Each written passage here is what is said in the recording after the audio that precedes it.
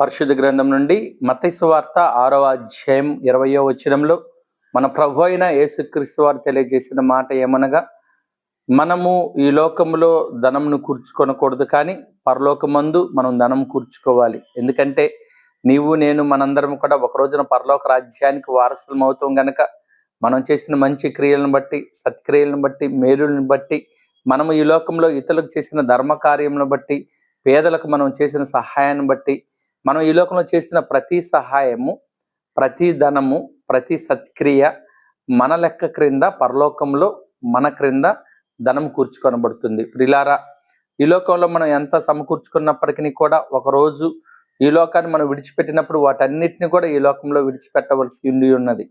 కనుక మనం ఏం చేయాలంటే, పరలోక రాజ్యంలో మనందరం కూడా ధనాన్ని కూర్చుకునే వారిగా ఉండాలి. మనం ఈ లోకంలో చేసిన మంచి క్రియలను బట్టి, మేలులను బట్టి యేసు ప్రభువారు ఒక రోజున మనకి పరలోక రాజ్యంలో శ్రేష్టమైన బహుమతిని దయచేస్తాడు.